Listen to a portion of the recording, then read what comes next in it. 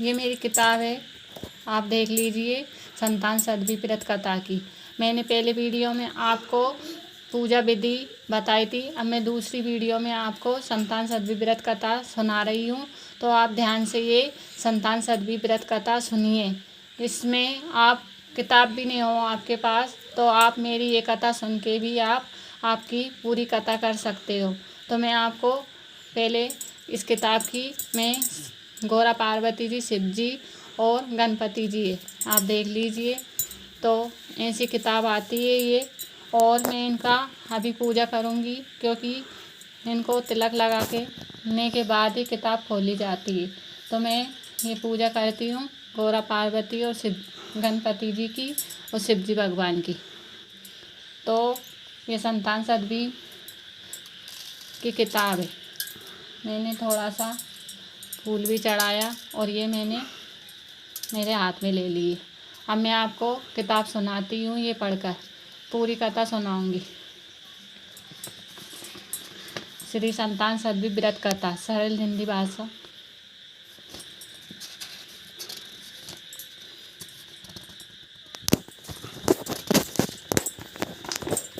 ये यहाँ से चालू होती है, श्री संतान सदवी व्रत कथा भाषा। अब मैं आपको कथा पढ़ के सुना रही हूँ, तो आप ध्यान से ये कथा सुनना। कभी आपके पास बाई चांस कहीं भी चले जाओ और आपके पास ये किताब नहीं हो, तो ये मेरी कथा सुन लेना। एक दिन महाराज युधिष्ठिर ने भगवान से कहा, फिर वो कोई ऐसा उत्तम व्रत बतलाइए जिसके प्रभाव से मनुष्य के अनेकों सांसारिक कलेश दुख दूर होकर वे पुत्र एवं पौत्रवान हो जाए। ये सुनकर भगवान बोले, ए राजन, तुमने बड़ा ही उत्तम प्रश्न किया है। मैं तुमको एक पौराणिक इतिहास सुनाता हूँ, ध्यानपूर्वक सुनो। एक समय लोमस ऋषि ब्रजराज की मथुरापुरी में वासुदेव देवकी के घर गए। ऋषिराज को आया हुआ है देख करके दोनों अत्यंत प्रसन्न हुए तथा उनको उत्तम आसन पर बैठकर उनको अनेक प्रकार से वंदन और सत्कार किया। फिर मुनि के चरणोदक से अपने घर और शरीर को पवित्र किया। वे प्रसन्न होकर उनको कथा सुनाने लगे। कथा के कहते लोमस ने कहा कि ए देवकी, दुष्ट दुराचारी पापी कंस ने तुम्हारे कई पुत्र मार डाले हैं, जिसके कारण तुम्हारा मन अत्यंत दुखी है। इसी प्रकार राजा नहुस की पत्नी चंद्रमुखी भी दुखी रहा करती थी, किंतु उसने संतान सदवी का व्रत विधि विधान सहित किया, जिसके प्रताप से उनको संतान सुख प्राप्त हुआ। ये सुनकर देवकी ने हाथ जोड़कर मुनि से कहा, ए ऋषिवर, कृपा करके रानी चंद्रमुखी को संपूर्ण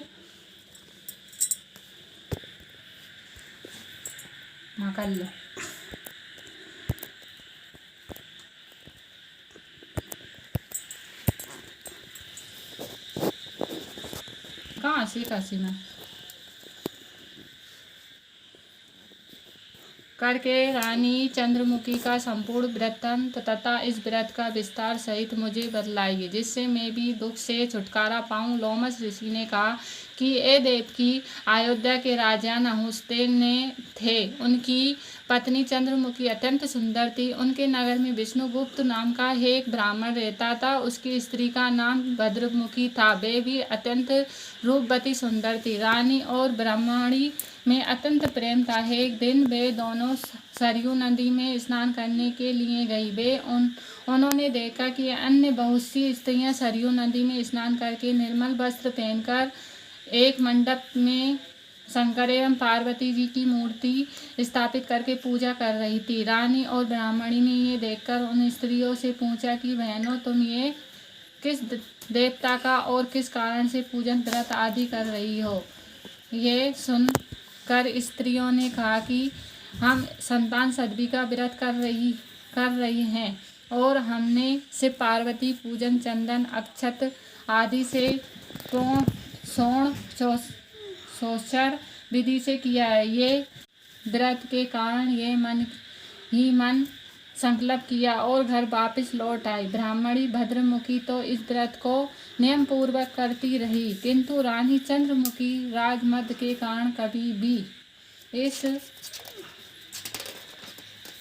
व्रत को करती, कभी नहीं करती, कभी भूल जाती। कुछ समय बाद दोनों मर गई। दूसरे जन्म में रानी बंदरिया और ब्राह्मणी ने मुर्गी योनि पाई, परंतु ब्राह्मणी मुर्गी की योनि में भी कुछ नहीं भूली और भगवान शंकर तथा पार्वती का ध्यान करती रही। उधर रानी बंदरिया की योनि में भी सब कुछ भूल गई। थोड़े समय के बाद दोनों ने ही देह त्याग दिया।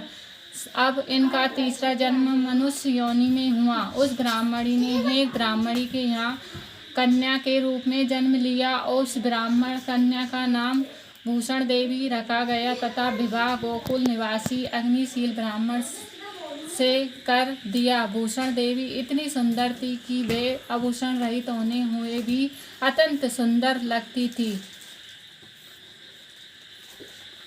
कामदेव की पत्नी रति भी उसके सम्मुख लजाती थी। भूषण देवी के अत्यंत सुंदर सर्वगुण संपन्न चंद्रमा से कामना धर्मवीर कर्मनिष्ठ सुशील स्वभाव वाले 8 पुत्र उत्पन्न हुए। यहाँ सब शिवजी के व्रत का पुनीत फल था। दूसरी ओर शिव विमुख रानी के गर्भ से कोई भी पुत्र नहीं हुआ। वे निसंतान दुखी रहने लगी।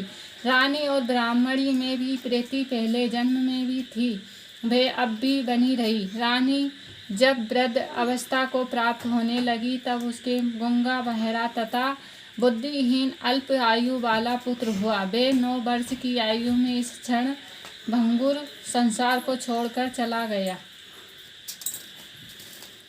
अब तो रानी पुत्र शोक से अत्यंत दुखी होकर व्याकुल रहने लगी। देव योग से भूषण देवी ब्राह्मणी रानी के यहाँ अपने पुत्र को लेकर पहुंची। रानी का हाल सुनकर उसे भी बहुत दुख हुआ, किंतु इसमें किसी का क्या बस, कर्म और प्रबंध के लिखे को स्वयं ब्राह्मणी भी नहीं मिटा सकते। रानी कर्मच्युत भी, इसी कारण उसे दुख भोगना पड़ा। इधर रानी पंडितनी के इस वैभव और 8 पुत्रों को देखकर उसके मन में ईर्ष्या करने लगी तथा उसके मन में पाप उत्पन्न हुआ। उस ब्राह्मणी ने रानी का संतान दूर करके निमित्त अपने 8 पुत्र रानी के पास छोड़ दिए। रानी ने पाप के वशीभूत होकर उन ब्राह्मणी पुत्रों की हत्या करने के विचार से लड्डू में विष झेर मिलाकर उनको खिला दिया, परंतु भगवान शंकर की कृपा से एक भी बालक की मृत्यु न हुई। ये देखकर तो रानी अत्यंत ही आश्चर्यचकित हो गई और इस रहस्य का पता लगाने की मन में ठान ली। भगवान की पूजा से निर्वृत्त होकर जब भूषण देवी आई तो रानी ने उससे कहा कि मैंने तेरे पुत्रों को मारने के लिए इनको जहर मिलाकर लड्डू खिला दिया, किंतु इनमें से एक भी नहीं मरा। तूने कौन सा दान पूर्ण व्रत किया है जिसके कारण तेरे ये पुत्र नहीं मरे और तू नित्य नए सुख भोग रही है? तेरा बड़ा सौभाग्य। इनका भेद तू मुझसे निष्पट होकर समाज समझा, मैं तेरी बड़ी ऋणी रहूंगी।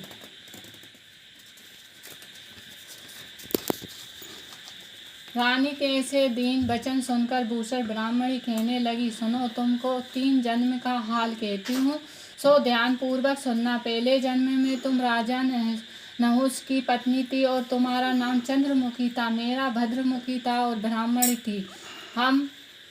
तुम अयोध्या में रहते थे और मेरी तुम्हारी बड़ी प्रीत थी। एक दिन तुम दोनों सरयू नदी में स्नान करने गई और दूसरी स्त्रियों को संतान सदवी का उपवास, शिवजी का पूजन अर्चना करते देखकर हमने इस उत्तम व्रत को करने की प्रतिज्ञा की थी, किंतु तुम सब भूल गई और झूठ बोलने का दोष तुमको लगा, जिसे तू आज भी भोग रही है। मैंने इस व्रत को आचार विचार सहित नियम पूर्वक सदैव और आज भी करती हूँ। दूसरे जन्म में तुमने बंदरिया का जन्म लिया था, मुझे मुर्गी को योनि मिली थी। भगवान शंकर की कृपा से इस व्रत के प्रभाव तथा भगवान को इस जन्म में भी भूली और निरंतर उस व्रत को नियमानुसार करती रही। तुम अपने बंदरिया के जन्म में भी भूल गई। मैं तो समझती हूँ कि तुम्हारे ऊपर ये जो भारी संकट है उसका एकमात्र यही कारण है और दूसरा कोई इसका कारण नहीं हो सकता है। इसलिए मैं तो कहती हूँ कि आप अब भी संतान सदवी के व्रत को विलोमस ऋषि ने कहा, हे देव की भूषण ब्राह्मणी के मुख से अपने पूर्व जन्म की कथा तथा व्रत संकल्प इत्यादि सुनकर रानी को पुरानी बातें याद आ गई और पश्चाताप करने लगी। तब भूषण ब्राह्मणी के चरणों में पर क्षमा याचना करने लगी और भगवान शंकर पार्वती जी की अपार महिमा के गीत गाने लगी। उस दिन से रानी ने नियम अनुसार संतान सदी का व्रत किया, जिससे प्रभाव से रानी को संतान सुख भी मिला तथा संपूर्ण सुख भोग कर रानी शिवलोक को गई। भगवान शंकर के व्रत का ऐसा प्रभाव है कि पद भ्रष्ट मनुष्य भी अपने पद पर अग्रसर हो जाता है और अनंत ऐश्वर्य भोग कर मोक्ष पाता है। लोमस ऋषि ने फिर भी कहा कि देवकी, इसलिए मैं तुमसे भी कहता हूँ कि तुम इस व्रत को करने का संकल्प अपने मन में करो, तो तुमको भी संतान सुख मिलेगा। इतनी कथा सुनकर देवकी हाथ जोड़कर लोमस ऋषि से पूछने लगी, ए ऋषिराज, मैं इस पुनीत उपवास को अवश्य करूँगी, किंतु आप इस कल्याणकारी एवं संतान सुख देने वाले उपवास का विधान, नियम, विधि आदि विस्तार में समझाइए। ये सुनकर ऋषि लोमस, ए देवकी, ये पुनीत उपवास भादों के महीने में शुक्ल पक्ष की दशमी के दिन किया जाता है। उस दिन ब्राह्मण मुहूर्त में उठकर किसी नदी अथवा कुएं के पवित्र जल में स्नान करके निर्मल वस्त्र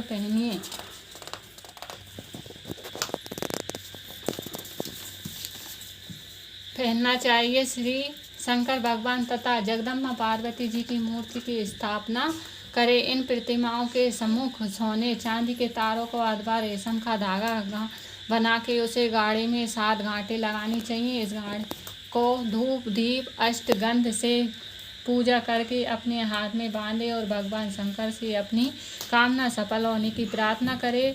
तदनंतर 7 पुहा बनाकर भगवान का भोग लगावे और साथ ही पुए एवं यथाशक्ति सोने अथवा चांदी की अंगूठी बनाकर इन सबको एक तांबे के पात्र में रखकर और उनकी षोडशोपचार विधि से सदाचारी धर्मनिष्ठ सत्यपात्र ब्राह्मण को दान देवी। उसके पश्चात 7 पुआ स्वयं प्रसाद के रूप में ग्रहण करे। इस प्रकार इस व्रत का पारायण करना चाहिए। प्रति साल की शुक्ल पक्ष की सदवी के दिन ये देव की इस व्रत को इस प्रकार नियम पूर्वक करने से समस्त पाप नष्ट होते और भाग्यशाली संतान उत्पन्न होती है तथा अंत में शिवलोक की प्राप्ति होती है। ये देव की मैंने तुमको संतान सदी का व्रत संपूर्ण विधान विस्तार सहित वर्णन किया है, उसको तुम नियम पूर्वक करो, जिससे तुम्हारा उत्पन्न संतान पैदा होगी। इतनी कथा कहकर भगवान अनंत कंत की श्री कृष्ण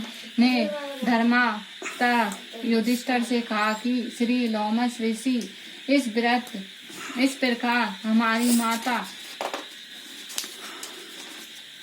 को शिक्षा देकर चले गए। ऋषि के कथा अनुसार हमारी माता देवकी ने इस व्रत को नियम अनुसार किया, जिसके प्रभाव से हम उत्पन्न हुए। ये व्रत विशेष रूप से स्त्रियों के लिए कल्याणकारी है, परंतु पुरुषों को भी समान रूप से ये कल्याणदायक है। संतान सुख देने वाला, पापों का नाश करने वाला ये उत्तम व्रत है, जिसे स्वयं भी करे तथा दूसरों से भी करवावे। नियम पूर्वक जो कोई इस व्रत को करता है और भगवान शंकर एवं पार्वती की सच्ची मन से आराधना करता है, नित्य ही अमर पद पैदा करके अंत में शिवलोक को जाता है। बोलो शंकर भगवान की जय।